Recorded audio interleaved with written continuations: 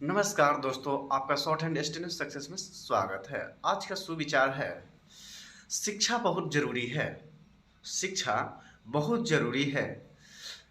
आप पंखे के नीचे टेबल लगा के 6 घंटा नहीं पढ़ सकते तो कल तैयार रहें 12 घंटा काम करने के लिए। इसी के साथ चलिए दोस्तों, डिक्टेशन स्टार्ट होगा 5 सेकंड बाद। स्टार्ट। गोवा वर्षों से विदेशी पर्यटकों के आकर्षण का केंद्र है। वहाँ के रेतीले समुद्र तटों, चमचमाती धूप से सैलानी आकर्षित होते रहे। यूके रूस के टूरिस्ट यहाँ भरे पड़े थे, लेकिन गोवा की टूरिज्म इंडस्ट्री के पेशेवर घरेलू पर्यटकों को छोड़कर सिर्फ उनके लिए ही समय निकाल रहे थे। फिर भी वे पर्यटकों की सुविधाओं से जुड़े छोटे छोटे मसलों पर ध्यान नहीं दे सके। पर्यटन स्थलों पर भीख मांगने वालों, शराबियों, निर्धारित जोन से बाहर वाटर स्पोर्ट्स करने वालों, खुले में कूड़ा करने और समुद्र तटों सहित अन्य टूरिस्ट स्थानों पर फेरी में सामान बेचने वालों से संबंधित शिकायतों को उन्होंने बहुत हल्के में लिया। इससे टूरिस्टों ने खुद को ठगा महसूस किया। वे सोशल मीडिया पर गोवा टूरिज्म की खुलेआम आलोचना करने लगे, जिससे पर्यटन उद्योग को नुकसान हुआ। आखिरकार राज्य सरकार ने दबाव में आकर दिवाली के बाद कार्रवाई का निर्णय लिया। गोवा पर्यटन मंत्री रोहन खाउंते ने स्वीकारा कि अब लोगों को तंग करने वालों पर जुर्माना लगाया जाएगा। जुर्माना नहीं भरने पर पुलिस पकड़ेगी। मंत्री ने पोलैंड, दक्षिण कोरिया, जापान, अमेरिका जैसे नए बाजारों से टूरिस्टों को आकर्षित करने की भी योजना बनाई। इसका कारण है कि यूके आर्थिक संकटों से जूझ रहा है। रूस युद्ध कर रहा है। गोवा से सबक लेकर महाराष्ट्र ने भी अपने तटों पर बुनियादी ढांचे को विकसित किया है। चूँकि महाराष्ट्र में बेहतर हवाई अड्डे हैं, इसलिए गोवा एक नया अंतर्राष्ट्रीय हवाई अड्डा खोलकर कनेक्टिविटी बेहतर बनाना चाहता है। पहली बार पर्यटन विभाग सिंगापुर जाकर गोवा के समुद्र तटों का प्रचार कर रहा है। घरेलू टूरिस्टों पर भी उनका ध्यान है।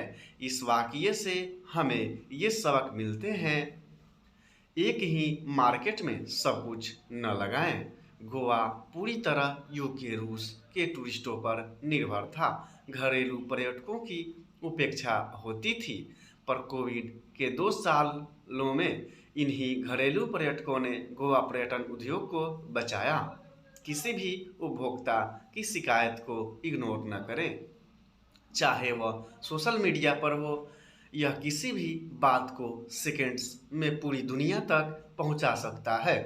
हर शिकायत गंभीरता से लें, तुरंत सुलझाने की कोशिश करें, क्योंकि उनमें से कुछ के अंतर्राष्ट्रीय दुष्परिणाम हो सकते हैं। अगर आप बिजनेस चला रहे हैं तो परेशानियां आएंगी ही।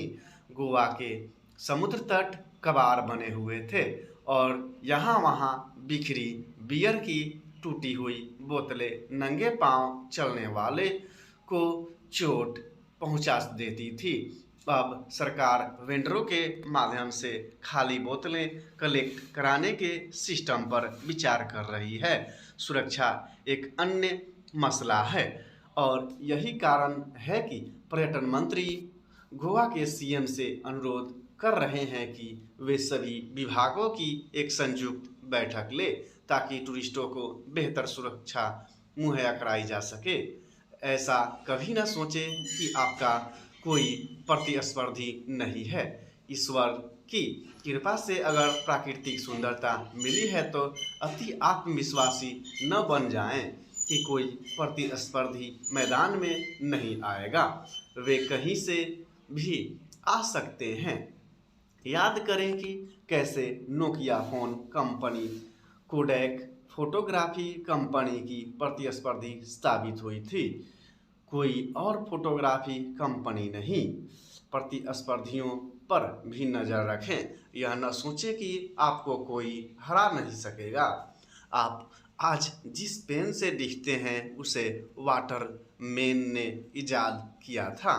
शुरुआत में उनका बनाया पेन 10,000 रुपया से कम का नहीं था, कीमत लाखों तक जाती थी, पर बाद में आए रेनॉल्ड ने ज़्यादा पैसा कमाया क्योंकि वे उसकी कीमत कम करके 1 रुपया तक ले आए। फंडा यह है कि अगर आप कोई बिजनेस कर रहे हैं तो सतर्क रहें, चौतरफा नज़रें बनाए रखें, क्योंकि चुनौती कहीं से भी आ सकती है। स्टॉप। तो मिलते हैं नेक्स्ट वीडियो में ऐसे ही किसी नए टॉपिक के साथ। तब तक के लिए इजाज़त दीजिए। जय हिंद, जय भारत।